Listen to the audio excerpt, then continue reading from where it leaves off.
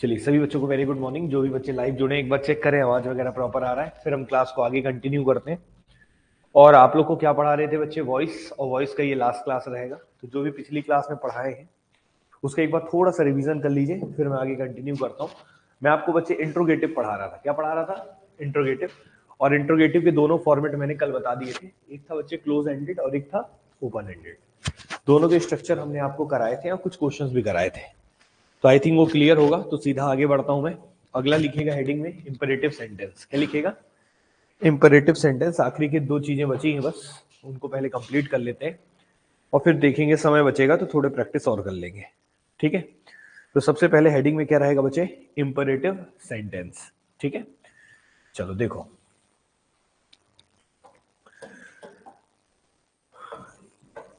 अब हम लोग इंपेरेटिव सेंटेंस के जो सेंटेंसेस रहेंगे, इंपेरेटिव सेंटेंसेस, उनका हम वॉइस ट्रांसफॉर्म करेंगे। ठीक है, एक्टिव से पैसिव और ये सारी चीजें सीखेंगे। तो इंपेरेटिव सेंटेंस के बारे में अगर हम जिक्र करते हैं तो इंपेरेटिव सेंटेंस की पहचान क्या है बच्चे? कि वर्ब का फर्स्ट फॉर्म होता है और उसके साथ क्या लगा रहता है? ऑब्जेक्ट। ठीक है। इंपेरेटिव सेंटेंस में सब्जेक्ट नहीं होता। इंपेरेटिव सेंटेंस में सब्जेक्ट नहीं होता, केवल किससे शुरू होता है? वर्ब से। सब्जेक्ट इसमें मिसिंग होता है। जनरली सेंटेंस में हमेशा सब्जेक्ट जनरली देखा होगा आपने, लेकिन इंपेरेटिव सेंटेंस में सब्जेक्ट नहीं होता, डायरेक्ट वर्ब से शुरू होगा। और वो भी वर्ब का कौन सा फॉर्म होगा? First form. और सीधा क्या लगा रहेगा? ऑब्जेक्ट। तो ये इंपेरेटिव सेंटेंस का स्ट्रक्चर है, जल्दी से नोट करेंगे। ठीक है। लेकिन आपको ये थोड़ा सा अजीब सा लग रहा होगा, सर ये सब्जेक्ट नहीं है तो ये कैसा सेंटेंस होता है? तो जब आप किसी को रिक्वेस्ट करते हैं, ठीक है, जब आप किसी को मतलब ऑर्डर देते हैं, ठीक है, जब आप किसी को कमांड देते हैं, ठीक है, तो अब आप बच्चे क्या यूज करते हैं? इंपेरेटिव सेंटेंस में बोलते हैं। तो इसको हम याद कर लेते हैं कौन कौन से। तो लिखिएगा बच्चे, एक तरीका याद करने का, शॉर्ट ट्रिक लिखिएगा, ROCA, रोका। क्या लिखेंगे बच्चे? रोका वेडिंग से पहले। ट्रिक है ये, रोका वेडिंग से पहले। याद रहेगा, रोका वेडिंग से पहले। आर का मतलब क्या होता है? रिक्वेस्ट। आर का मतलब क्या होता है? रिक्वेस्ट। ओ का मतलब क्या होता है बच्चे? ऑर्डर। सी का मतलब क्या होता है बच्चे? कमांड। सी का मतलब क्या है बच्चे? कमांड। ए का मतलब बताइए? एडवाइस। क्या होगा बच्चे? एडवाइस। डब्ल्यू का मतलब क्या होगा? वार्निंग।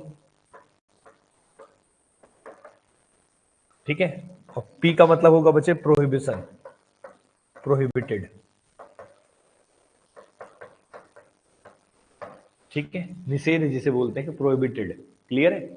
तो request, order, command, advice, warning और प्रोहिबिटेड, इनको बोलने के लिए, इनको कहने के लिए जो वाक्य हम बोलते हैं वो कौन सा सेंटेंस फॉर्म करते हैं? Imperative sentence. इसमें सब्जेक्ट मिसिंग होता है, याद रखिएगा, इसको लिख लीजिए। तो request, order, command, advice, warning और प्रोहिबिटेड। याद करने के लिए ट्रिक है, रोका वेडिंग से पहले। ठीक है, इससे याद रखिएगा ये इंपेरेटिव सेंटेंस। तो इंपेरेटिव सेंटेंस के बारे में मैंने आपको बता दिया। अब देखो, इंपेरेटिव सेंटेंस में आप रिक्वेस्ट कर रहे हैं कि ऑर्डर कर रहे हैं, स्ट्रक्चर तो एक ही रहेगा। रिक्वेस्ट का भी स्ट्रक्चर में वर्ब का फर्स्ट फॉर्म प्लस ऑब्जेक्ट है, ऑर्डर में भी वर्ब का फर्स्ट फॉर्म प्लस ऑब्जेक्ट है। लेकिन आपको कैसे पता चलेगा सर कि आप रिक्वेस्ट कर रहे हैं कि ऑर्डर कर रहे हैं? तो ये होता है सेंटेंस में टोन। क्या होता है? कि आपका टोन कैसा है। जैसे अगर मैं आपसे रिक्वेस्ट करूंगा तो थोड़ा सा हल्के टोन में बोलूंगा, लेकिन अगर मैं आपको ऑर्डर दूंगा तो मेरा टोन क्या रहेगा? हाई। क्या रहेगा? हाई। तो टोन डिसाइड करता है कि आप किसी को रिक्वेस्ट करते हैं कि ऑर्डर। पहली बात क्लियर है? ठीक है ना? यहां तक कोई दिक्कत किसी को? कि आपका टोन डिसाइड करता है कि आप किसी को रिक्वेस्ट कर रहे हैं कि ऑर्डर। यहां तक कोई समस्या नहीं होगा। ठीक है। लेकिन होता क्या है बच्चे, कई बार, अब सेंटेंस है, आप तो लैंग्वेज पढ़ रहे हैं, ग्रामर पढ़ रहे हैं। अब ग्रामर में कैसे पता चलेगा कि आपका टोन कैसा है? जब बोल चाल में तो हम टोन से पता कर लेते हैं कि आप रिक्वेस्ट कर रहे हैं कि ऑर्डर। तो इंग्लिश लैंग्वेज में डायरेक्ट ऐसे देख के नहीं पता चलता, इसलिए कुछ शब्द यूज करते हैं। क्या यूज करते हैं? शब्द। अगर उन शब्दों का इस्तेमाल किया गया होगा तो पता चल जाएगा कि वो क्या है, एक रिक्वेस्ट है। क्या है वो? जैसे प्लीज हेल्प मी, अगर मैं बोलता हूं क्या? Please help me. और एक बार तो प्लीज हेल्प मी, तो हेल्प मी के पहले मैंने क्या लगा दिया? प्लीज। ठीक है, और यही चीज गुस्से में हेल्प मी, तो ये मेरा क्या है बच्चे, एक ऑर्डर है, हेल्प मी, मदद करो, ठीक है ना। लेकिन अगर मैं किसी को बोलता हूँ क्या, प्लीज हेल्प मी, कृपया मदद करो, तो ये कृपया मदद करो क्या हो गया, रिक्वेस्ट। और केवल हेल्प मी बोल रहा हूँ तो एक तरह से वो क्या है, ऑर्डर है। क्लियर है कि नहीं। जैसे मैंने बोला please shut the door, please shut the door, तो प्लीज मैंने लगा दिया, तो मैं आपसे रिक्वेस्ट कर रहा हूं कि कृपया डोर को बंद कर दीजिए। लेकिन अगर मैं यही चीज बोल दूं शट दी डोर, शट दी, तो ये क्या हो जाएगा, एक ऑर्डर। क्या हो जाएगा, ऑर्डर। तो ये आपके टोन से डिसाइड होता है, लेकिन लैंग्वेज में जब आप लिखते हैं, राइटिंग में आते हैं, तो बच्चे उस वक्त टोन कैसे रिप्रेजेंट करें, इसके लिए कुछ शब्द आप ऐड करते हैं। अगर वो शब्द ऐड है तो आपका टोन सॉफ्ट होगा, और अगर वो ऐड नहीं है तो टोन क्या होगा, हाई होगा। क्लियर है कि नहीं। तो इंपरेटिव सेंटेंस कौन कौन से होते हैं ये मैंने बताया, इसका स्ट्रक्चर क्या होता है। अब मैं दो चीजों के बारे में यहाँ पे जिक्र कर रहा हूँ। एक किसके बारे में कर रहा हूँ बच्चे, टोन। किसके बारे में कर रहा हूँ, टोन। किसी भी सेंटेंस का टोन या तो हाई होगा या तो क्या होगा, लो। अब हाई और लो हम सेंटेंस को देखकर पता करते हैं। सबसे पहले नोट करते हैं इसमें इनका वॉइस कैसे ट्रांसफॉर्म करेंगे, ये सिखाना चाहते हैं कि इनको एक्टिव से पैसिव कैसे बनाएंगे। ठीक है, तो अब यही चीज सिखाने के लिए एक एक करके पॉइंट में बता रहा हूं। क्लियर। तो यहाँ पे टोन के बारे में मैंने बताया। सबसे पहले लिखिएगा किसके किसके बारे में, रिक्वेस्ट और एडवाइस के बारे में जिक्र करते हैं। पहले किसके बारे में, रिक्वेस्ट और, क्योंकि रिक्वेस्ट और एडवाइस करते समय, एडवाइस अगर आप किसी को दे रहे हैं तो रिक्वेस्ट, और किसी को भी अगर आप एडवाइस देते हैं तो एडवाइस देते समय और रिक्वेस्ट देते समय आपका टोन कैसा होना चाहिए, आपका हमेशा टोन कैसा होना चाहिए, लो। ये बात क्लियर है सभी को। तो सबसे पहले नोट करके लिख लीजिएगा, रिक्वेस्ट या एडवाइस के केस में जब आप किसी से रिक्वेस्ट करते हैं या किसी को एडवाइस देते हैं तो आपका टोन क्या होना चाहिए, लो। टोन क्या होना चाहिए बच्चे, लो। पहला पॉइंट क्लियर है, ठीक है। और जब आपका टोन लो होता है तो आप इसका पैसिव कैसे बनाते हैं, सवाल ये उठता है। तो जैसे वर्ब प्लस ऑब्जेक्ट है, तो आप सबसे पहले पैसिव में, तो आपको पता है पैसिव वॉइस बनाते समय पहले क्या चीज आएगा, ऑब्जेक्ट। क्या आएगा, ऑब्जेक्ट। और फिर उसके बाद हमेशा बच्चे एक शब्द ऐड करना है जिसको हम बोलते हैं शुड। क्या बोलते हैं, शुड। मॉडल ऑक्सिलरी है, ठीक है, मतलब एक हेल्पिंग वर्ब भी बोल सकते हैं या मॉडल ऑक्सिलरी। मतलब यहाँ पे रिक्वेस्ट और एडवाइस के केस में एक आपका मॉडल ऑक्सिलरी कंफर्म है, लगेगा क्या, शुड। और उसके साथ क्या लगता है बच्चे, बी। क्या लगता है, बी। ये अपने से लगाना है, शुड बी। और यहाँ पे क्या लिखेंगे फिर, वर्ब का थर्ड फॉर्म। क्या लिखेंगे, वर्ब का थर्ड फॉर्म, और यही इसका ट्रांसफॉर्मेशन होगा। क्लियर है। सब्जेक्ट तो होता नहीं है कि लास्ट में भाई करके कुछ लिखे। क्लियर है कि नहीं। तो बच्चे ये इसका ट्रांसफॉर्मेशन होता है। जब आप किसी को रिक्वेस्ट या एडवाइस करते हैं तो हमेशा ऑब्जेक्ट पहले आएगा, फिर उसके बाद मॉडल ऑक्सिलरी कंफर्म यही वाला यूज करना है। कौन सा यूज करना है, शुड। और शुड के बाद क्या आएगा, बी। और बी के बाद क्या आएगा, वर्ब का थर्ड फॉर्म। इस चीज को याद रखिएगा, ठीक है, इसको नोट कर लो। अब आते हैं दूसरे पॉइंट पे। पहला तो हो गया रिक्वेस्ट और एडवाइस, ठीक है। दूसरा लिखते हैं बच्चे, यहाँ पे लिखेगा ऑर्डर और कमांड। क्या लिखेगा, ऑर्डर और कमांड। ऑर्डर और कमांड, ठीक है। अगर हम बात किसकी करें बच्चे, ऑर्डर की और कमांड की, तो जब हम ऑर्डर या कमांड किसी को देते हैं तो हमारा टोन हमेशा कैसा होता है बच्चे, हाई। टोन कैसा होता है, हाई। जब हम किसी को ऑर्डर दें या कमांड दें, मतलब हम बात अब किसकी कर रहे हैं, ऑर्डर की और कमांड की। क्लियर है कि नहीं। तो ऑर्डर और कमांड में हमारा जो टोन होता है वो हाई होता है। तो इस केस में अगर हमें क्या बदलना हो, पैसिव वॉइस, तो हम कैसे बदलेंगे। तो सबसे पहले बच्चे यहाँ पे एक शब्द लग जाता है, लेट। क्या लग जाता है, लेट लगाना जरूरी है पैसिव वॉइस में। और फिर ऑब्जेक्ट आएगा, लेट के बाद फिर क्या आएगा, ऑब्जेक्ट आएगा। और ऑब्जेक्ट के बाद फिर आप कुछ नहीं लगाएंगे, शुड वगैरह, डायरेक्ट बी लिखेंगे। डायरेक्ट क्या लिखेंगे, बी। बी। और उसके बाद सीधा सा वर्ब का कौन सा फॉर्म लगा देंगे, थर्ड फॉर्म। क्लियर है कि नहीं। और ये बच्चे वॉइस का ट्रांसफॉर्मेशन हो जाएगा। क्लियर है कि नहीं। ठीक है, तो इंपरेटिव सेंटेंस का पहला मैंने रिक्वेस्ट और एडवाइस के लिए बताया, फिर मैंने ऑर्डर और कमांड के लिए बताया कि उसका पैसिव कैसे बदलना है। ठीक है, तो ये दोनों पॉइंट्स आई थिंक क्लियर होंगे आपको। अब लिखिएगा बच्चे अगला, पहले बताएं इतना क्लियर है सभी को। तीसरा एक और सेंटेंस आता है, ठीक है, तीसरा एक और आता है। अच्छा, यहाँ पे हमने मतलब ये वार्निंग और प्रोहिबिशन के लिए नहीं बताया, उसकी कोई जरूरत नहीं, इसी के साथ आ जाएंगे वो, ठीक है ना। अभी हम क्वेश्चन कराएंगे तो ज्यादा समझ में आएगा। पहले बताइए इतना क्लियर है, लिखिएगा। और तीसरा जो सेंटेंस होता है उसको बोलते हैं इंट्रांजिटिव। क्या बोलते हैं, इंट्रांजिटिव। इंट्रांजिटिव सेंटेंसेस होते हैं। अब इंट्रांजिटिव का मतलब क्या है बताते हैं अभी आपको। इंट्रांजिटिव सेंटेंसेस अगर होते हैं, ठीक है, तो इंट्रांजिटिव में होता क्या है, इसकी पहचान की, इसके स्ट्रक्चर में बता देता हूं। जैसे मान लो, चलो एक काम करते हैं, इंट्रांजिटिव का हम यहाँ पे आपको बताएंगे सीधा सा। एक काम करेंगे, क्वेश्चन के साथ बताएंगे, ठीक है ना। किसके साथ बताएंगे? क्वेश्चन। जगह छोड़ देना, लेकिन जगह छोड़ देना, इसको मैं अभी क्वेश्चन के साथ बताऊंगा। इंट्रांजिटिव क्या होता था, याद है सभी को? मैंने दो बताया था वर्ब के, एक होता है ट्रांजिटिव और एक होता है इंट्रांजिटिव। ट्रांजिटिव किसको बोलते थे? जब वर्ब के बाद क्या हो? ऑब्जेक्ट। वर्ब के बाद क्या हो? ऑब्जेक्ट। लेकिन वर्ब के बाद मान लो ऑब्जेक्ट ही ना हो तो उसको हम क्या बोलेंगे? इंट्रांजिटिव। तो यहाँ पे तो वर्ब के साथ ऑब्जेक्ट है तो ये तो ट्रांजिटिव है। लेकिन मान लो एक ऐसा इंपेरेटिव सेंटेंस जहां पे ऑब्जेक्ट भी मिसिंग हो, ऑब्जेक्ट भी ना हो, तो ऑब्जेक्ट भी ना हो तो उसको हम क्या बोलते हैं? इंट्रांजिटिव। क्या बोलते हैं? तो अगर कोई इंट्रांजिटिव सेंटेंस दे दिया हो, इंट्रांजिटिव सेंटेंस दे दिया हो, तो उस वक्त आप इसका पैसिव कैसे बनाएंगे वो हम सिखाना चाहते हैं। क्लियर है कि नहीं? तो अभी इसके क्वेश्चंस आएंगे तो आपको क्लियर कराएंगे, लेकिन अभी लिखना हो तो लिख सकते हो। वैसे तो लिख लो कि कभी भी इंट्रांजिटिव सेंटेंस होगा, इंपेरेटिव सेंटेंस इंट्रांजिटिव के फॉर्म में। देखो इंपेरेटिव में तो वैसे सब्जेक्ट नहीं था, अब ऑब्जेक्ट भी नहीं, केवल क्या है? वर्ब। केवल क्या है? वर्ब। तो उसको हम क्या बोल रहे हैं? इंट्रांजिटिव। किसका? इंपेरेटिव का। तो उसका पैसिव कैसे बदलेंगे? तो यहां पे लिखिएगा, हर सेंटेंस में आप अपने से ऐड करेंगे यू। क्या ऐड करेंगे? फिर उसके बाद अपने से क्या ऐड करेंगे? आर। क्या ऐड करेंगे? आर। तो यू आर। फिर उसके बाद आपको इसमें कुछ भी लिख सकते हैं, जैसे पहला क्या हो गया? रिक्वेस्टेड। अगर रिक्वेस्ट कर रहे हैं तो क्या लिखेंगे? रिक्वेस्टेड। पढ़ के समझ में आ जाएगा। रिक्वेस्ट कर रहे हैं तो क्या होगा? रिक्वेस्टेड। ऑर्डर कर रहे होंगे तो क्या होगा? ऑर्डर्ड। क्या होगा? ऑर्डर्ड। क्लियर है कि नहीं? कमांड दे रहे होंगे तो क्या होगा? कमांडेड। क्या होगा? ये सेंटेंस को देखकर पता चलेगा। ठीक है, कमांडेड। अगर आप यहाँ पे ऑर्डर दे रहे हैं तो ऑर्डर्ड हो गया, कमांड दे रहे हैं तो कमांडेड हो गया, और एडवाइस दे रहे हैं तो एडवाइस हो जाएगा, यू आर एडवाइज्ड हो जाएगा। क्या हो जाएगा? एडवाइज्ड। और वार्निंग दे रहे हैं तो क्या हो जाएगा? वार्नड। क्या हो जाएगा? वार्नड। वार्नड हो जाएगा। और अगर आप किसी को निषेध कह रहे हैं, वार्निंग जैसा ही प्रोहिबिटेड होता है, लेकिन ऑफिशियल जो वार्निंग दिया जाता है उसको प्रोहिबिटेड लिखा जाता है। क्लियर है ना? तो प्रोहिबिटेड हो गया। क्लियर है कि नहीं? तो मुद्दे की बात यह है कि अगर मान लीजिए केवल वर्ब हो, ऑब्जेक्ट ना हो, तो उसको हम इंट्रांजिटिव बोलते हैं। सब्जेक्ट तो पहले से ही नहीं था इंपेरेटिव में, तो उस वक्त बच्चे हम इसका पैसिव बदलेंगे। तो अपने से you are requested, you are ordered, you are advised, you are commanded, you are warned, you are prohibited लिखेंगे। क्लियर है कि नहीं? और इसको लिखने के बाद फिर उसके बाद करना क्या है वो मैं आपको बताऊंगा। पहले इसको लिख लीजिए आप लोग, इतना तक तो लिख लेंगे, कोई दिक्कत है? ठीक। तो इन सब के बाद आता क्या है याद रखिएगा। इसके बाद लिखेंगे टू, और टू के साथ क्या लिखेंगे? वर्ब का फर्स्ट फॉर्म। क्या लिखेंगे? वर्ब का फर्स्ट फॉर्म। क्लियर है कि नहीं?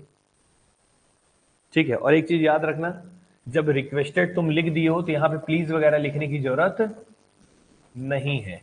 प्लीज रहेगा तभी रिक्वेस्टेड आएगा वैसे, और लिखने की जरूरत नहीं है। तो 2+V1 आ जाएगा बस। क्लियर है कि नहीं? लेकिन अगर सेंटेंस कैसा हो जाए? नेगेटिव। क्या हो जाए? नेगेटिव। तो यहां पे क्या लिखेंगे? नॉट लगाएंगे इन सब के बाद, और फिर लिखेंगे टू, और फिर लिखेंगे वर्ब का फर्स्ट फॉर्म। याद रखना, नॉट के बाद टू लग जाएगा। क्लियर है कि नहीं? समझ में आ रहा है? पहला वाला बोलते हैं, ये बोल रहे हैं कि अगर मान लो रिक्वेस्टेड तुमने लिख लिया है तो यहाँ पे प्लीज लिखने की जरूरत नहीं। प्लीज तो ऐसे भी नहीं लिखेंगे, रिक्वेस्टेड बोल दी तो प्लीज की क्या आवश्यकता है। उसके बाद इन सब के बाद क्या लिखेंगे? 2+V1। 2+V1 मतलब जैसा है वैसे लिख देंगे।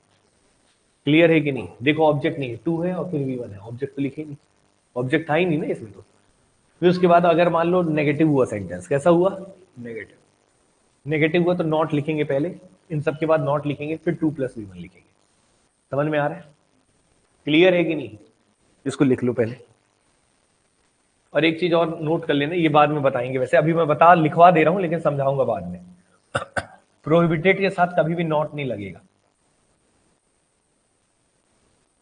प्रोहिबिटेड के साथ क्या नहीं लगेगा? नॉट नहीं लगेगा। प्रोहिबिटेड के साथ नॉट यूज नहीं करते हैं, याद रखिएगा। बस इतना ही है, बाकी क्वेश्चन कराऊंगा तो क्लियर हो जाएगा। फिर उसके बाद एक चीज बचेगा, रूड सेंटेंस। ठीक है ना? बताओ यहां तक क्लियर है सभी को? जल्दी लिखिए, थोड़ा सा आज कंप्लीट कर रहे हैं इसको। समझ में आया? तो इस चीज को याद रखिएगा, जो मैंने यहाँ पे लिखवाया है इसको अच्छे से कॉपी में नोट कर लो इंपेरेटिव सेंटेंस के लिए। बाकी क्वेश्चंस कराऊंगा तो ज्यादा क्लियर होगा। तो याद रखिएगा, प्रोहिबिटेड के साथ क्या नहीं लगाना है? नॉट। और इन सब के बाद 2+V1 होगा, नेगेटिव होगा तो इन सब के बाद नॉट के बाद 2+V1 होगा। ठीक है, क्वेश्चन कराते हैं तो ज्यादा क्लियर होगा, क्योंकि एग्जाम्पल के साथ ज्यादा समझ में आता है। पहले बताइए इतना क्लियर है, सबने लिख लिया है, सबने नोट डाउन कर लिया है? अब आइए कुछ एग्जाम्पल्स आपके सामने रखते हैं, लिखिएगा। सबसे पहला एग्जाम्पल बच्चे लिखिएगा, shut the door.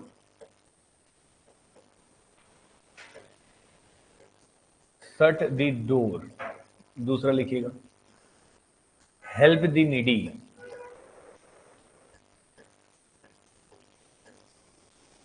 Help the needy. Bring some water.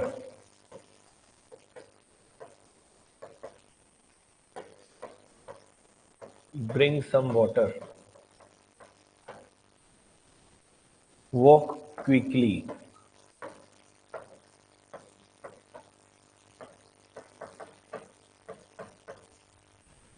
Walk quickly. March ahead.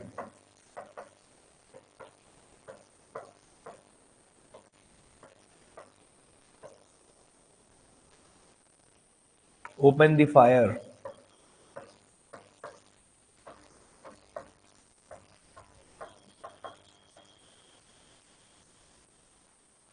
Do not waste the chance.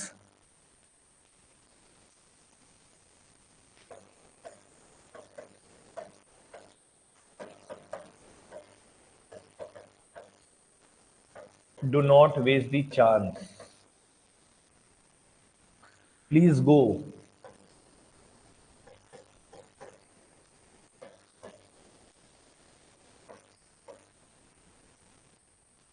Kindly sit down.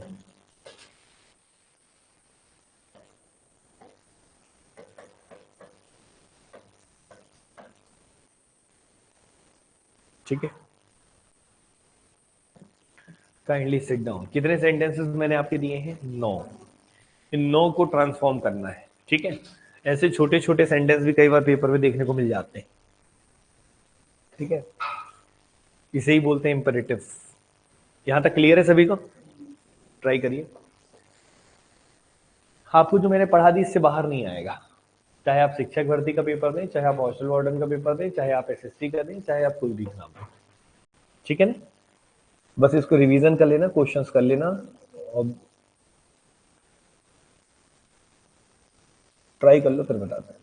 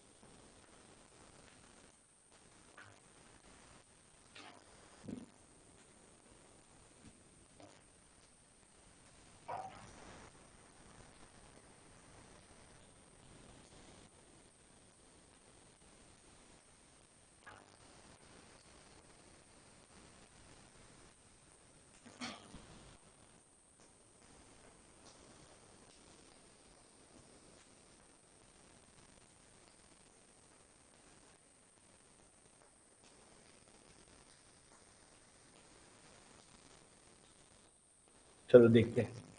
ठीक है, कैसे करेंगे ध्यान से देखिए। सबसे पहले एक काम करो, आप इंपेरेटिव सेंटेंस से पहले पहचान करो, और पहचान करने के बाद बताओ ये कौन सा फॉर्म है। ठीक है, क्योंकि इंपेरेटिव के हमने अलग अलग रूप रखे हैं। कौन कौन से रखे हैं यहाँ पे? जैसे request, order, command, advice, warning और प्रोहिबिटेड। ठीक है, अब देखिए सबसे पहले शट द डोर क्या है? ये रिक्वेस्ट है कि ऑर्डर है? ऑर्डर है। क्या ये? ऑर्डर। देखो टोन यहाँ तो पता चल नहीं रहा है, ठीक है, लेकिन अगर मैं बोलता तो टोन पता चलता। लेकिन शट द डोर अगर लिखा है तो यहाँ पे प्लीज वगैरह लिखा है क्या? प्लीज नहीं लिखा है ना। जब प्लीज नहीं लिखा है बच्चे तो याद रखिएगा, जब प्लीज नहीं लिखा रहता तो हम लोग उसको क्या समझते हैं? ऑर्डर। क्या समझते हैं? ऑर्डर। अगर प्लीज लिखा होता तो जरूर हम इसको क्या समझते हैं? रिक्वेस्ट। क्लियर है कि नहीं? तो यहाँ पे ये कंफर्म हो कि ये क्या है? ऑर्डर। क्या है? अगर यहाँ पे लिखा होता बच्चे क्या? प्लीज शट द डोर, क्या लिखा होता?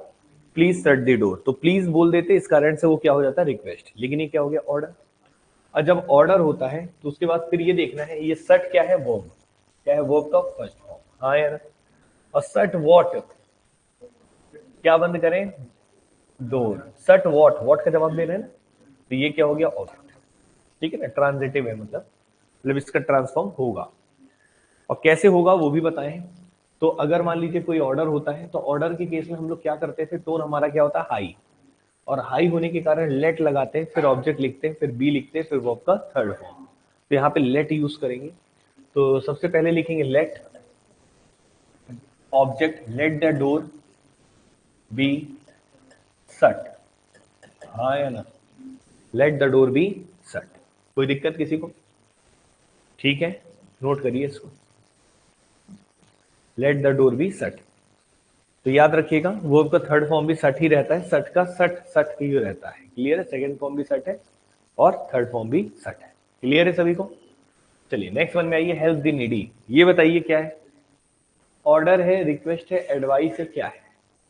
अगर आप किसी को बोलते हो कि जरूरतमंदों की मदद करो, तो एक तरह से एडवाइस है। क्या है ये?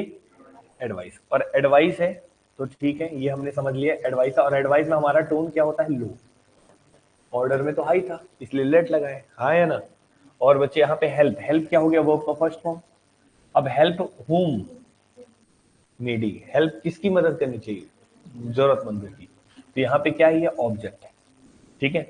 और आपको बताया थे कि जब आपका टोन लो होता है तो आप क्या लिखते हैं बच्चे? ऑब्जेक्ट शुड बी वर्ब का third form. Object should be verb का थर्ड फॉर्म। तो ऑब्जेक्ट क्या है बच्चे? The needy, the needy. और उसके बाद should be, the needy should be helped. Clear है कि नहीं? क्या होगा? The needy should be helped. Clear है बच्चों? The needy should be helped. कोई दिक्कत किसी को? इस तरीके से आप बहुत ही आसान वे में कर सकते हैं। क्लियर है कि नहीं? The needy should be helped. तो ये दोनों आई थिंक क्लियर हो गया होगा। तीसरे में आई है ब्रिंग सम वाटर। अगर मैं बोलता हूं ब्रिंग सम वाटर, क्या है ये? प्लीज बोला हूं क्या मैं? तो ये ऑर्डर हुआ ना, ब्रिंग सम वाटर। अब ठीक है, ब्रिंग सम वाटर, तो क्या हो गया? ऑर्डर हो गया। ये ऑर्डर हो गया। क्लियर है? अगर मैं बोलता हूँ प्लीज ब्रिंग सम वाटर, तो रिक्वेस्ट। समझ में आ गया कि नहीं है? ठीक है। ये बोलो पानी कोई गुस्से से थोड़ी मांगेगा सर, मतलब कोई पानी हाई टोन में थोड़ी मांग, क्यों नहीं मांगेगा? मांग सकता है। क्लियर है ना? चलिए, तो ब्रिंग सम वाटर बोल दिया तो ऑर्डर है। ऑर्डर में टोन क्या होता है? हाई। क्या होता है बच्चे? हाई। अब ये बताइए वर्ब क्या है यहाँ पे? ब्रिंग। ब्रिंग मतलब लाओ। Bring what? Some water. तो ये क्या हो गया? ऑब्जेक्ट। क्लियर है? अब इसमें बताओ टोन आपका क्या है? हाई है। तो लेट दी, लेट क्या होगा यहाँ पे?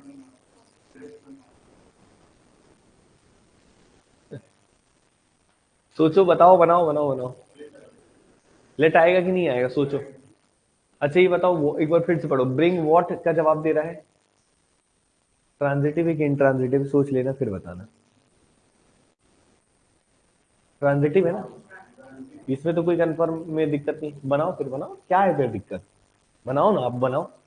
अब मैं कुछ भी बीच में बोलूंगा तो इसका मतलब थोड़ी कि नहीं बनेगा। बनाओ, आप बनाओ, आप आपको जो मैंने पढ़ा है। लेट सम वाटर, बनाओ ना, टेंशन काहे लेते हो? लेट सम वाटर, फिर क्या होगा बताओ? बी। फिर ब्रिंग का क्या हो जाएगा? ब्रॉट। Very good. काहे टेंशन नहीं लेना है, बस आप अपना नियम फॉलो करिए। क्लियर है कि नहीं? Let some water be brought. Clear है कि नहीं? लिख लीजिए, let some water be brought. ठीक है। कोई दिक्कत किसी को? मतलब नियम सही रखिए, कोई दिक्कत नहीं। पढ़ने में अजीब जरूर लग रहा है लेकिन सही है। Let some water be brought. Clear है? Next one, walk quickly.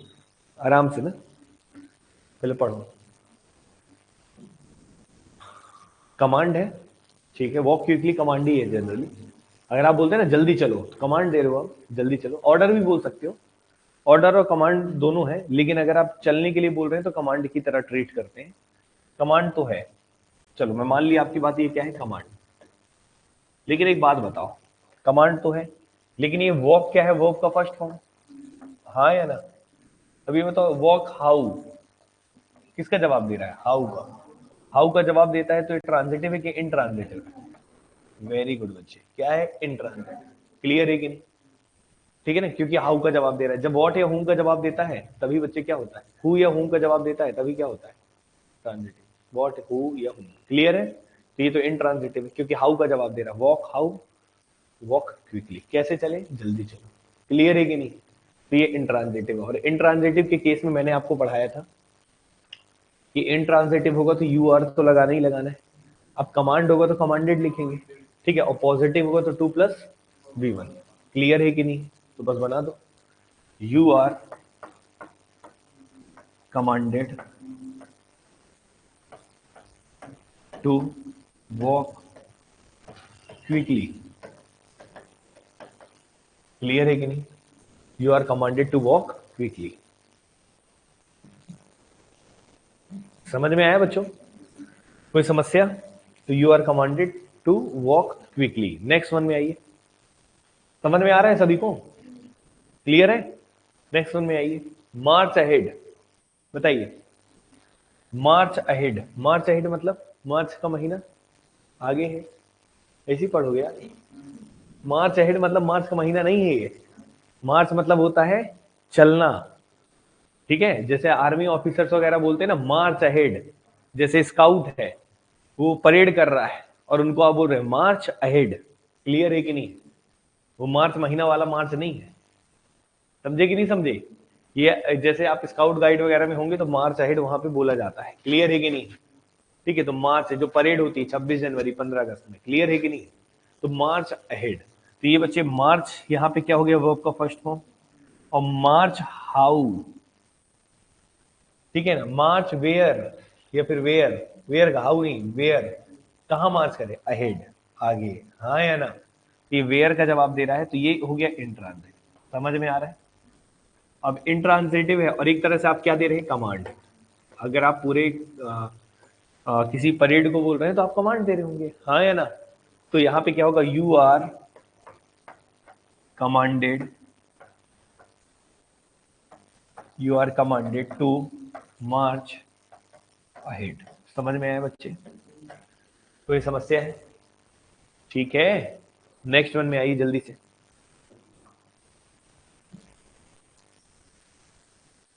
यहां तक कोई प्रॉब्लम नहीं होगा। नेक्स्ट वन क्या लिखा है बच्चे, ओपन दी फायर। बताओ, open the fire. Open what, open what, fire. क्या ओपन करे, फायर को, ठीक है ना। आग को, मतलब आग को ओपन कर दीजिए, मतलब ओपन कर देना मतलब उसको लगा दीजिए। क्लियर है कि नहीं? ठीक है। तो ओपन दी फायर, तो ओपन दी फायर या आग लगा दीजिए, ऐसा है, आग लगा दीजिए, ओपन दी फायर। भाई जब सैनिक लोग खड़े होंगे और आप एक ऑफिसर होंगे, अब बोले होंगे कि जब मैं बोलूंगा तो ही गोली चलाना, ठीक है। तो जब आप बोलने वाले हैं तो उसी समय क्या बोलेंगे, गोली चलाओ, एक तो ये, या फिर क्या बोलेंगे, ओपन दी फायर। ठीक है, यहाँ आगी होगी नहीं लगा रहे हो, मतलब फायर करना, बंदूक से गोली लगाना, ठीक है ना। नक्सली बोल ओपन दी फायर। समझ में आया? पता चला तुमको बोल रहा है ओपन दी फायर तो माची सोचिस ढूंढ रहे हो कहाँ मारे, ठीक है ना, समझ गए ना। तो ओपन दी फायर मतलब गोली चलाने के लिए बोल रहे हैं। अब ये बताओ, ये भी क्या है, कमांड है। क्या है, कमांड या ऑर्डर, कुछ भी बोल सकते हो, ऑर्डर या कमांड। अब ये बताओ, ओपन क्या है बच्चे, वर्ब का फर्स्ट फॉर्म, और ये किसका जवाब दे रहा, व्हाट का। तो ये ट्रांजिटिव है, क्या है, ट्रांजिटिव। और ट्रांजिटिव में अगर ये ऑर्डर होता है, क्या होता है, ऑर्डर। तो ऑर्डर होता है तो पहले क्या लिखते हैं, टोन क्या होता है आपका, हाई। क्या होता है, हाई। और हाई होता है तो क्या होता है, लेट। फिर लेट द फायर, ऑब्जेक्ट होता है ना, फिर लेट के बाद ऑब्जेक्ट बी ओपन्ड, हाँ या ना। Let the fire be opened. Clear है कि नहीं? समझ में आया? Let the fire be opened. समझ में आ रहा है सभी को? कोई समस्या? तो let the fire be opened. ठीक है बच्चों।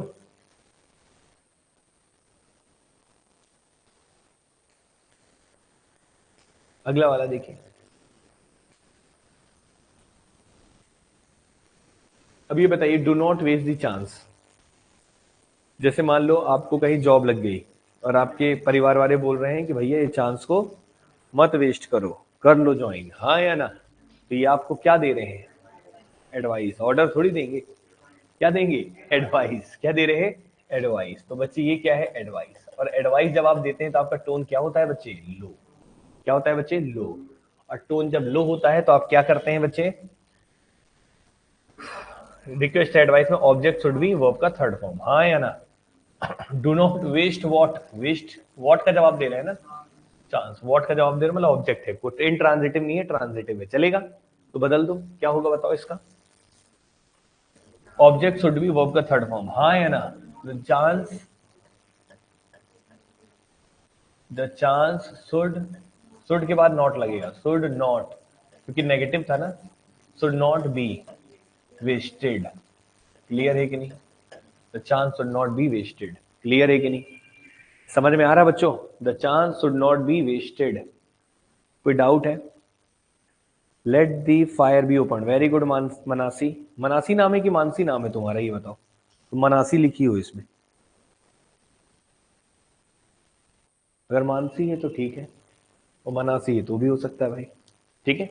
चलिए, the chance should not be wasted, clear है? The chance should not be, अच्छा मानसी है, नाम तुम चेंज कर लेना अपना, मनासी, हम तुम्हारा नाम मनासी हमेशा पढ़ते हैं, मानसी शर्मा, ठीक है? चलिए, the chance should not be wasted, यहां तक क्लियर है सभी को? चलिए अगला पढ़िए बच्चे, प्लीज गो। प्लीज लगा दिए हो, क्या है ये? रिक्वेस्ट, वेरी गुड, क्या है? रिक्वेस्ट, बहुत बढ़िया। तो बच्चे ये क्या है? रिक्वेस्ट, ठीक है? अब ये बताओ, यहाँ पे गो लिखा है, गो क्या है? वर्ब का फर्स्ट फॉर्म। ऑब्जेक्ट लिखा है क्या? ऑब्जेक्ट मिसिंग है, और ऑब्जेक्ट मिसिंग होता है तो कौन सा वर्ब होता है? इंट्रांजिटिव। कौन सा होता है? और इंट्रांजिटिव में हमने क्या पढ़ाया था? You are. तो यहाँ पे क्या होगा? यू आर रिक्वेस्टेड, प्लीज वगैरह नहीं लिखना है, हाँ या ना? यू आर रिक्वेस्टेड, फिर to go, you are requested to go, clear है बच्चे? समझ में आ रहा है? ठीक है? अगला देखिए, काइंडली सिट डाउन, कृपया बैठ जाइए, कृपया लगा दिए हैं, मतलब क्या है वो? रिक्वेस्ट है ना भाई। काइंडली क्या बता रहा है? रिक्वेस्ट। जैसे प्लीज बता रहा है रिक्वेस्ट, वैसे काइंडली क्या बताता है? रिक्वेस्ट। काइंडली कोई वो नहीं है, केवल एक बताने के लिए है, ठीक है ना? चलिए अब ये बताइए, सिट क्या लिखा है? सिट डाउन, सिट क्या हो गया? वर्ब का फर्स्ट फॉर्म। सिट वेयर, ये किसका जवाब दे रहा है? वेयर। और वेयर का जवाब देता है तो कौन सा होता है? इंट्रांजिटिव। क्या होता है? इंट्रांजिटिव, क्लियर है कि नहीं? सही है। अब इंट्रांजिटिव है तो इसका भी वही बनेगा, रिक्वेस्ट में you are requested, you are requested to sit down. समझ में आया? ठीक है बच्चों, तो अगर आपके कंसेप्ट क्लियर है ना तो कभी दिक्कत नहीं होगा, समझ में? तो you are requested to sit down, very good बच्चे, ठीक है। चलिए बहुत बढ़िया, यहां तक ओके है सभी को? अब बच्चे हेडिंग में लिखिएगा रूड सेंटेंसेस, कंप्लीट हो गया ना ये। अगला लिखिएगा रूड सेंटेंसेस, कुछ अलग टाइप के सेंटेंस जो पेपर में आए हुए हैं, व्यापम में भी आया हुआ है, एसएससी में तो कई बार आया है, मतलब हर एग्जाम में आता है रूड सेंटेंसेस, व्यापम में बहुत बार आया है। तो अब लिखिएगा बच्चे रूड सेंटेंसेस, क्या लिखिएगा? Rude sentences. शुरू करें, यहां तक सबको क्लियर है? क्या इंपरेटिव सेंटेंस सबको अच्छे से समझ में आ गया? कोई समस्या? ठीक है, ये भी कंप्लीट है। तो अगला पोर्शन है आपका क्या? रूड सेंटेंसेस, ठीक है? अगला हेडिंग में रखेंगे रूड सेंटेंसेस।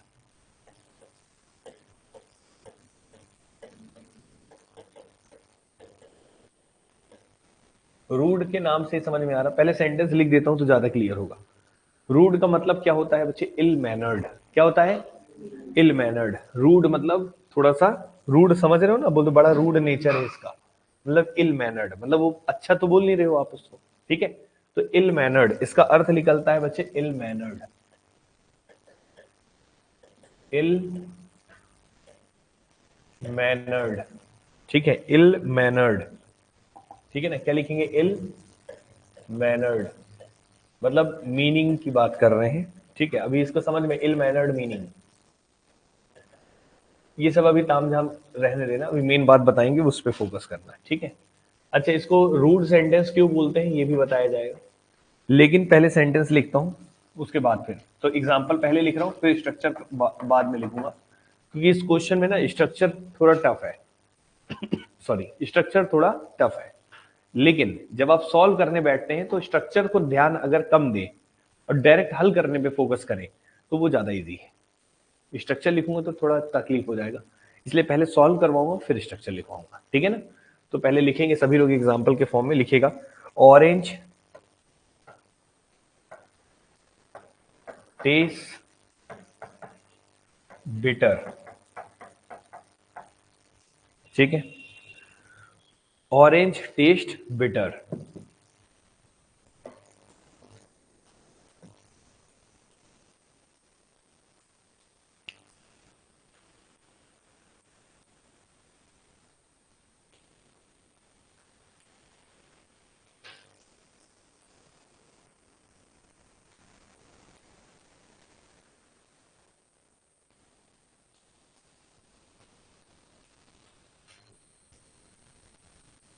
क्लियर है सभी को? ऑरेंज टेस्ट बिटर, इसका बच्चे पैसे बनाना है, तो पहले पैसे बना देते हैं।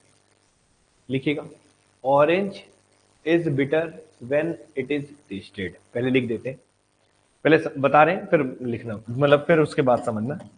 पहले इसका पैसे में बदल दे रहा हूं, लिखिएगा ऑरेंज, यहां ऑरेंज लिखा है तो यहां भी ऑरेंज होगा। ऑरेंज इज बिटर, बिटर है, orange is bitter when it is tested, ये इसका पैसे बनता है। क्या बनता है? पैसे। Orange is bitter when it is tested, ये तो इसका आंसर बन गया। आंसर में इतना टफ नहीं लग रहा होगा, orange is bitter when it is tested. अब मैं इसका नियम बताऊंगा, लेकिन बच्चे इसको रूट सेंटेंसेस इसलिए बोलते हैं, उसके पीछे का कारण क्या है कि बच्चे इसका स्ट्रक्चर तो एक्टिव वॉइस का होता है। स्ट्रक्चर कैसा होता है? जब ये सेंटेंस जैसे लिखा है तो दिख तो एक्टिव वॉइस का है, हाँ या ना? लेकिन भाई बड़ा विचित्र होता है, इसका जो मीनिंग निकलता है, जो अर्थ निकलता है, वो कैसा होता है? Passive voice. अर्थ कैसा निकलता है? पैसिव। इसलिए बच्चे इसको क्या बोलते हैं? Rude sentence. क्या बोलते हैं? इल मैनर्ड है, थोड़ा अलग टाइप का है। क्लियर है कि नहीं? और इसकी पहचान भी बताएंगे, लेकिन पहले याद रखिएगा इसका स्ट्रक्चर तो एक्टिव जैसा है, ऑरेंज टेस्ट बिटर, लेकिन जब हम इसका मीनिंग पे जाते हैं तो कैसा दिखता है? पैसिव। कैसा दिखता है?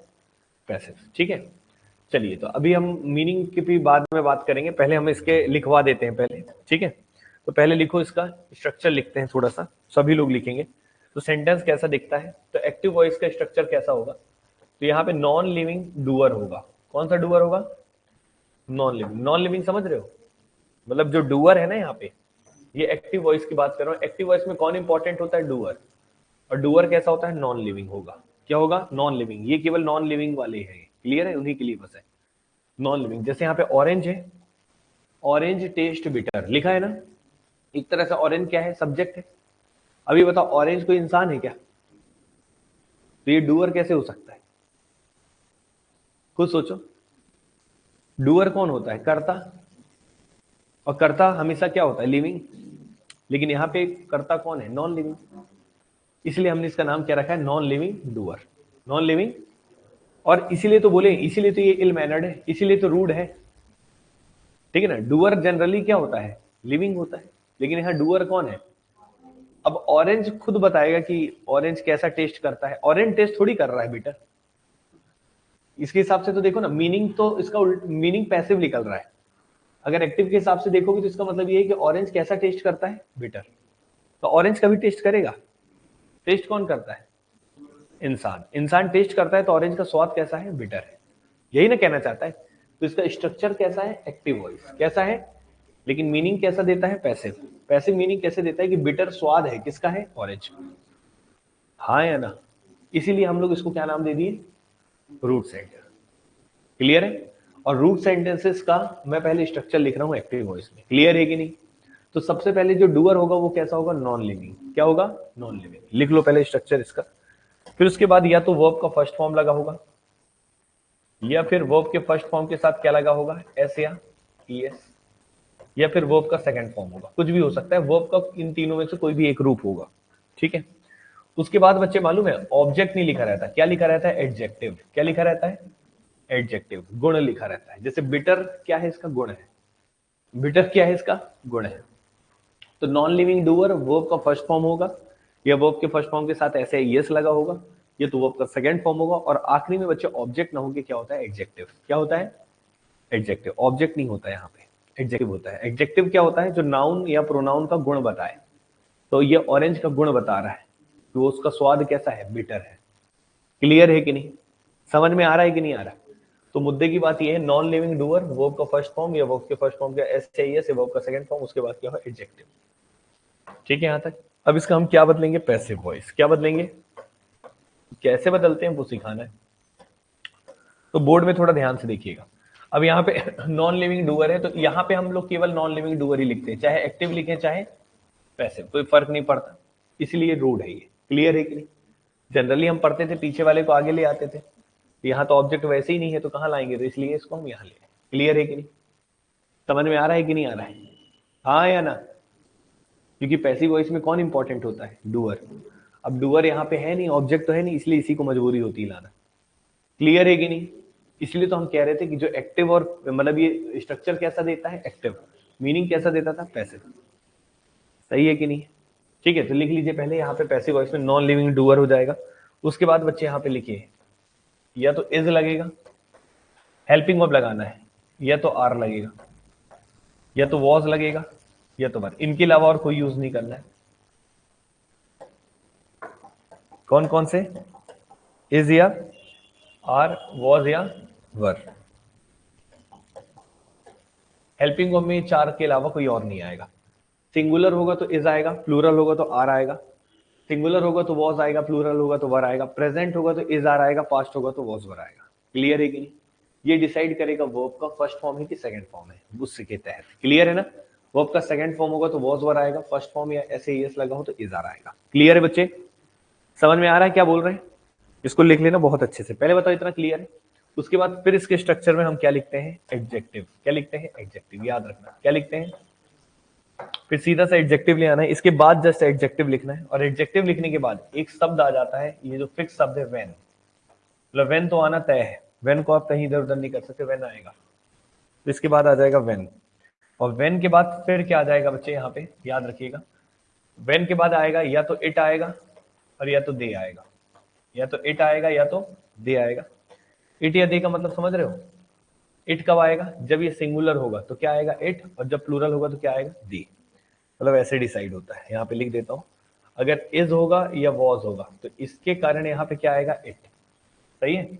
और आर होगा या वर होगा तो क्या चीज आएगा, दे। मतलब इट या दे फिक्स है, व्हेन भी फिक्स है। क्लियर है कि नहीं? उसके बाद बच्चे ध्यान से सुनो, बहुत स्ट्रक्चर इसलिए मैं बोल रहा था, देखने में थोड़ा कॉम्प्लिकेटेड दिखता है। फिर क्या लगता है, हेल्पिंग वर्ब। फिर क्या लगता है, हेल्पिंग। कौन सा हेल्पिंग वर्ब लगता है, जो हेल्पिंग वर्ब तुमने यहाँ पे उठाया है। यहाँ पे जो भी तुम हेल्पिंग वर्ब यूज करोगे वही वाला helping verb same to same copy paste यहाँ पे आएगा। मतलब इसमें ज्यादा तुमको सोचना नहीं है, वही हेल्प जो यहाँ पे है वही वहां पे आएगा। फिर उसके बाद सीधा सा वर्ब का थर्ड फॉर्म, वर्ब का थर्ड फॉर्म। मैं पहले ही बोला था ना, स्ट्रक्चर थोड़ा देखने में कॉम्प्लिकेटेड होगा, लेकिन जब सॉल्व करोगे तो उतना ही ईजी रहेगा। ठीक है, तो पहले इसको बना लो, लिख लो पूरा। ये पैसिव वॉइस का स्ट्रक्चर है रूट सेंटेंसेस का।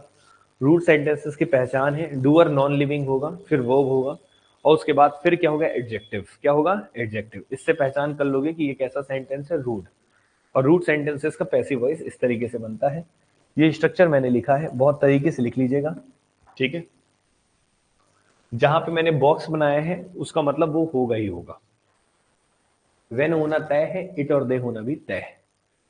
इट कब होगा, जब यहाँ पे इज और वॉज यूज किए होगे। दे कब होगा, जब आर और वर, मतलब सिंगुलर होगा तो इट होगा, प्लूरल होगा तो आर, नहीं प्लूरल होगा तो दे होगा ना। सिंगुलर होगा तो इट है, प्लूरल होगा तो दे। दे मतलब वे। समझ में आ रहा सभी को? लिख लो जल्दी से। सॉल्व करना उतना ही आसान है जितना स्ट्रक्चर टफ लग रहा है। स्ट्रक्चर अब देख लियो, लिख लियो। पहले एक बार स्ट्रक्चर से मैच करा देता हूं जो मैंने आंसर बनाया था। ठीक है, बोर्ड में देखिएगा। एग्जाम्पल दिया था, ऑरेंज टेस्ट बिटर, लिखा था।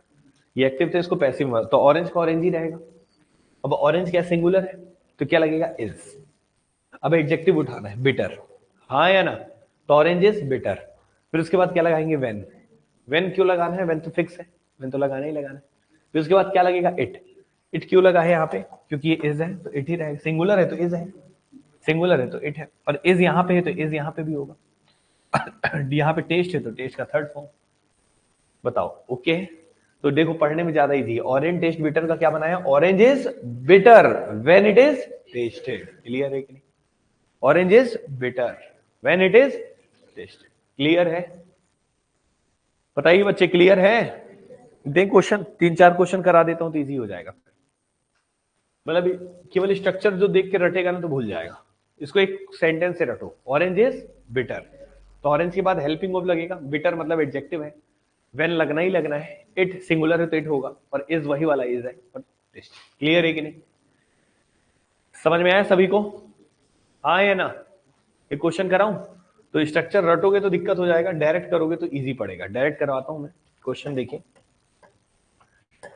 जैसे एक सेंटेंस मैंने आपके सामने दे दिया, दूसरा लिखिएगा। Rose smells sweet.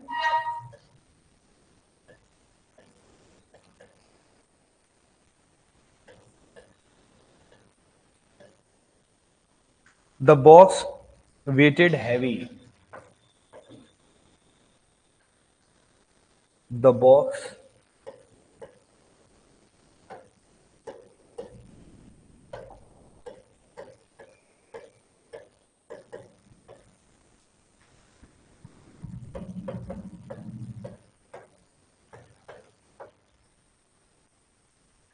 the dish tasted bad.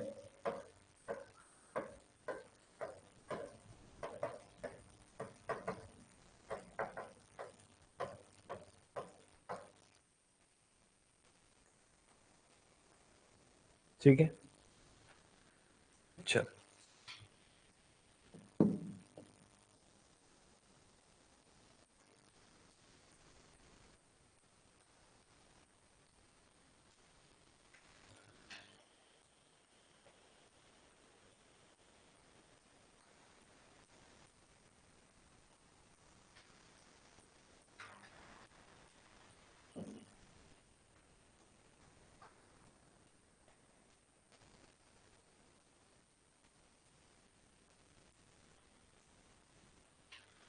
बनाओ बनाओ, जल्दी जल्दी बनाओ। देखो पहले में क्या होगा?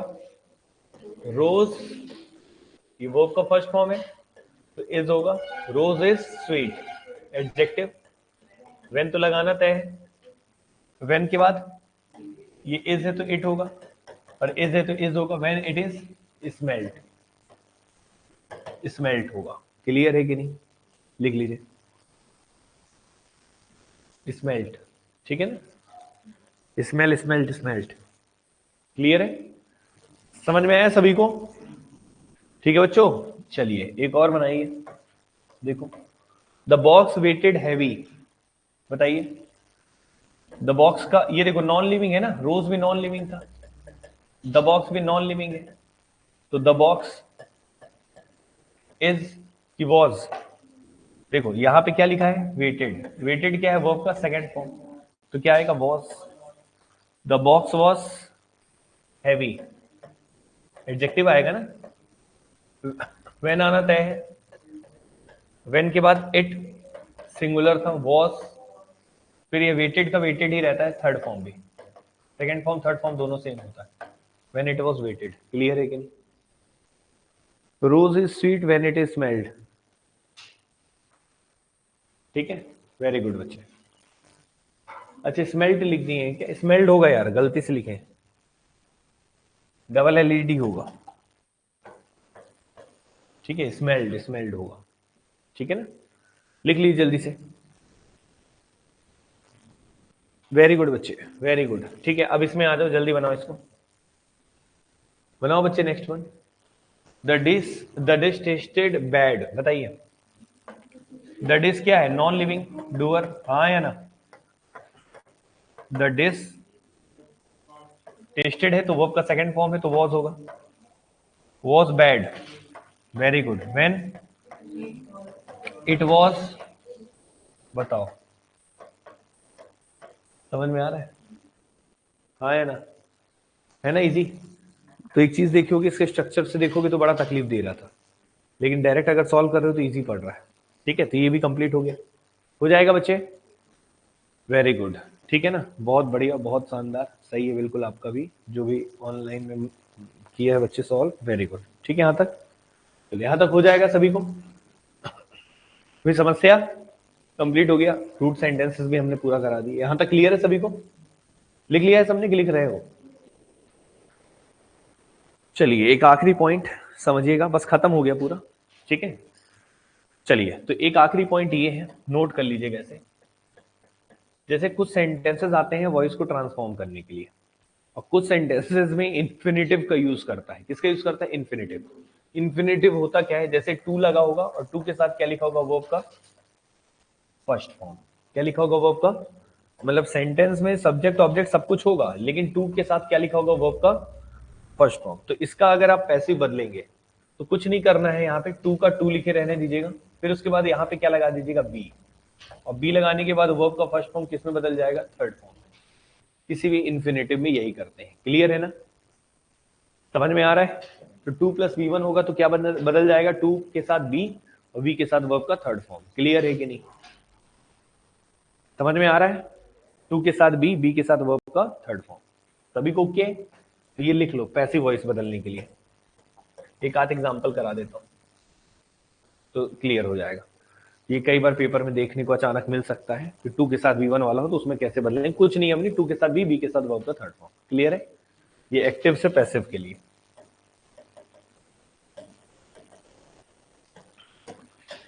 जैसे कुछ सेंटेंसेस मैं आपके सामने दे रहा हूं, देखिएगा। I want to write a letter, जैसे क्वेश्चन आ गया, I want to write a letter, इसको पैसिव में बदलना है।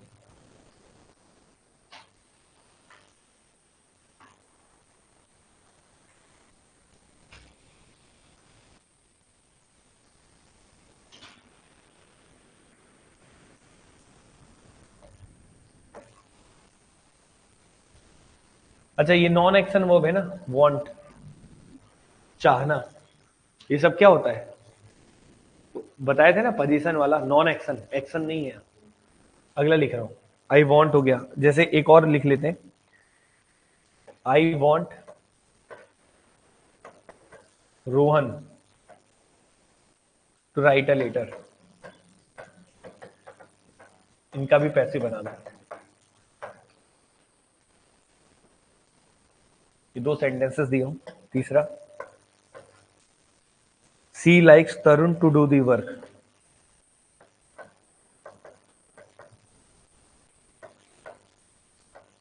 सी likes Tarun to do the work.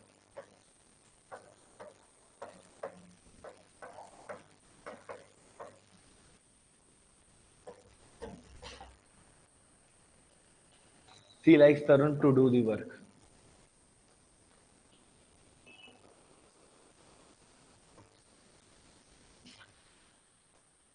देखो, अब सुनना ध्यान से। सबसे पहली बात, सेंटेंस में आओ, यहां पे क्या लिखा? आई वॉन्ट लिखा है नहीं है? ये बताइए वांट कैसा वर्ब है? ये है वांट, क्या है? नॉन एक्शन, और नॉन एक्शन का पैसिव नहीं बदलता, तो आई वांट का आई वांट ही रहेगा। हाँ या ना? मैंने पढ़ाया था ना, इंट्रांजिटिव और नॉन एक्शन वर्ब का। वांट का मतलब क्या होता है? मैं क्या चाहता हूं कि वो एक लेटर लिखे। तो ये बताओ, मेरे चाहना, चाहना कोई एक्शन होता है क्या? चाहना, पसंद करना, ये सब क्या होते हैं? Non action. क्या होते हैं? इसमें कोई क्रिया नहीं होती है। क्लियर है ना? या मैं डॉक्टर हूं, इसमें भी कोई क्रिया नहीं है। मैं हूं तो हूं, मैं चाह रहा हूं तो चाह रहा हूं, के लिए उसमें कोई क्रिया नहीं है। तो जब कोई क्रिया नहीं होती है तो बच्चे उसको नॉन एक्शन वर्ब बोलते हैं, और नॉन एक्शन वर्ब का कभी भी पैसिव नहीं बनता। तो आई वांट का आई वांट रहेगा। फिर उसके बाद आगे देखिए, टू राइट अ लेटर लिखा है ना। हाँ, इसका टू राइट वॉट, ये भी तो वर्ब है ना, टू के साथ वी वन है ना, और ये क्या लिखा है? A letter. तो ये क्या हो गया? टू राइट वॉट, वॉट का जवाब दे रहे हो तो ऑब्जेक्ट। अब इसका पैसिव बनेगा तो इसको पहले ले आएंगे। तो क्या हो जाएगा? आई वॉन्ट अ लेटर, फिर टू है तो टू के साथ बी लगेगा और return, I want a letter to be return. Clear है कि नहीं? इसका पैसिव ही बनेगा, मतलब जो नॉन एक्शन है उसका तो नहीं, ये वाला तो नहीं हुआ, लेकिन आगे का तो बनेगा ना। तो a letter to be return, और टू के साथ बी वन है तो टू के साथ बी वर्ब का थर्ड फॉर्म आता है। क्लियर है कि नहीं? तो I want a letter to be return. समझ में आया? यही चीज पढ़ा रहा था। टू के साथ वी वन वाला होगा तो आगे लगेगा to plus be plus verb का थर्ड फॉर्म। समझ में आया सभी को? ठीक है बच्चों, समझ में है? नेक्स्ट वन में आइएगा। I want Rohan to write a letter. I want फिर से, तो आई वॉन्ट का आई वॉन्ट ही रहेगा। आई वॉन्ट फिर ये ऑब्जेक्ट है, तो I want a letter to be written, to be written by Rohan. Clear है? समझ में आ रहा बच्चे? अनाप शनाप मत बता देना। A letter wanted Rohan to be written by me. बताओ, ऐसे क्रांतिकारी करते हैं बच्चे काम। क्या बनाते हैं? पहले सोचते हैं लेटर पहले आएगा, अ लेटर, फिर वांट है तो लगा लेंगे इज, फिर उसके बाद वो था वांटेड, फिर रोहन टू के साथ भी to be written by me. बताओ क्या एकदम अनारकली कर रहा है कि नहीं? तो ऐसा नहीं करना है। Clear? I want a letter to be written by Rohan. समझ में? नेक्स्ट वन में आइए। सी लाइक्स, लाइक करना भी वही है, नॉन एक्शन है। सी लाइक्स का सी लाइक्स होगा। फिर इसके बाद Tarun to do the work. Tarun to do what? The work. She likes the work to be done. Do का डन होगा by Tarun. She likes the work to be done by Tarun. Clear है? समझ में आ रहा है कि नहीं आ रहा है? तो ऐसे वाले भी हो जाएंगे, कोई प्रॉब्लम है? ठीक है, तो ये चीज याद रखिएगा। तो टू के साथ भी वन है, तो टू के साथ भी वर्ब का थर्ड फॉर्म। ये कंप्लीट हो गया बच्चे, समझ में आ गया? तो इसके साथ आपका वॉइस होता है पूरा। अब चैप्टर जो शुरू होगा वो होगा नरेशन, लेकिन नरेशन होगा बाद में, होली के बाद। क्लियर है कि नहीं? यहां तक समझ में आया सभी को? अब सुनिए मेरी बात, ट्रिक्स लिख लीजिए। कुछ वो ट्रिक नहीं लिखना है, सुनना बस है, कुछ लिखना नहीं, सब पढ़ा चुका हूं, लिखने की जरूरत नहीं। लिखना चाहो तो शॉर्ट फॉर्म में लिख सकते हो। तो अगर वॉइस के क्वेश्चन करना होगा कभी भी एग्जाम में, तो हमेशा बाई ऑप्शन सॉल्व करना है। कैसे करना है? By option. ऑप्शन में आप उनको देख कर सॉल्व करेंगे, और जो आपने सीखा है उन्हीं का यूज करेंगे वैसे, लेकिन ऑप्शन से करेंगे। कैसे करेंगे? ऑप्शन से कैसे किया जाता है? हम पूरे ऑप्शन को एक साथ देखते हैं, चारों ऑप्शन को एक साथ देखेंगे। इसको बोलते हैं पैरेलल स्कैन मेथड। क्या बोलते हैं? Parallel scan method. Parallel scan मतलब चारों ऑप्शन का निगाहें हमारी एक साथ रहेंगी और उसको स्कैन करेंगे। क्या करेंगे? स्कैन मतलब एक साथ देखेंगे। तो सबसे पहले क्या देखेंगे? जब आप चारों ऑप्शन देखते हैं तो सबसे पहले देखेंगे टेंस। क्या देखेंगे? कि उस जो एक्टिव वॉइस है उसका टेंस क्या है, क्या वही टेंस पैसिव में है कि नहीं। सबसे पहला पॉइंट लिखेंगे observe the tense. Observe the tense. तो शॉर्ट ट्रिक का तरीका बता रहा हूं। Observe the tense of the question. Observe the tense of the question, तो ये ट्रिक है। Observe the tense of the question, ये मतलब तरीका बता रहा हूं क्या करना है आपको जब ऑप्शन से करना है। Observe the tense of the question. तो क्वेश्चन के टेंस को आप ऑब्जर्व करिए कि कौन सा है। तो जो टेंस क्वेश्चन का होगा वही किसका होना चाहिए? आंसर का।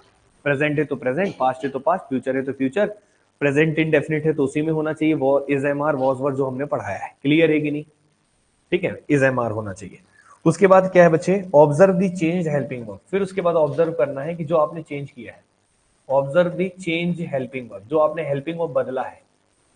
मतलब हेल्पिंग वर्ब हमेशा जो चेंज हेल्पिंग वर्ब है वो किसके अकॉर्डिंग होगा? ऑब्जेक्ट के अनुसार होगा, हाँ या ना? तो चेंज हेल्पिंग वर्ब को थोड़ा ऑब्जर्व करिएगा। फिर उसके बाद किसको करिएगा?